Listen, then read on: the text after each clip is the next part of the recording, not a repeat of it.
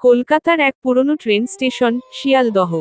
রাত প্রায় 12টা। শেষ লোকাল ট্রেনটি ছাড়তে চলেছে, তবে প্ল্যাটফর্ম প্রায় ফাঁকা। এমন সময় এক যুবক, অরিন্দম, ছুটতে ছুটতে এসে ট্রেনটিতে উঠে পড়ল। ট্রেন ছাড়ল, কিন্তু কিছুক্ষণ পর সে লক্ষ্য করল, পুরো কামরায় সে একাই আছে। আশ্চর্য! শেষ ট্রেন হলেও অন্তত কয়েকজন তো থাকার কথা। যা হোক, সে জানলার পাশে বসল। হঠাৎ এক বয়স্ক ভদ্রলোক তার সামনে এসে বসে পড়লেন। মুখটা অদ্ভুতভাবে অস্পষ্ট। তিনি বললেন, তুমি কি জানো, এই ট্রেনটা কবে শেষবার চালানো হয়েছিল? অরিন্দম একটু অবাক হয়ে বলল, মানে, এই তো চলছে এখন।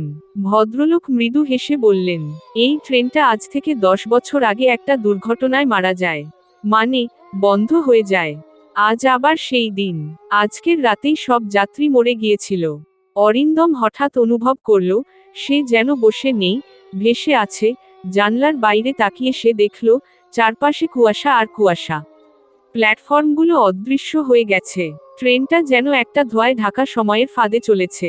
ভদ্রলোক আবার বললেন, তুমি কি জানো, তুমি এই ট্রেনে কেন উঠেছ? অরিন্দম ভয়ে ফিসফিস করে বলল, আমি তো শুধু বাড়ি ফিরছিলাম। ভদ্রলোক এবার একটানা তাকিয়ে থেকে বললেন, তুমি কি মনে করো, তুমি জীবিত আছো? এক মুহূর্তে সবকিছু থমকে গেল। অরিন্দমের মনে পড়ে গেল, আজ সন্ধ্যায় সে একটা রাস্তা পার হতে গিয়ে একটা গাড়ির ধাক্কায় পড়ে গিয়েছিল। তারপর কিছু মনে নেই।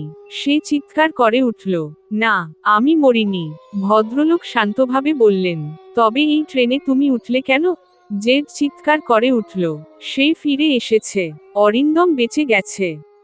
জীবনের কিছু যাত্রা শুধু বাস্তব নয়, কখনো কখনো আত্মা নিজের সিদ্ধান্ত নিতে পারে ফিরবে কিনা।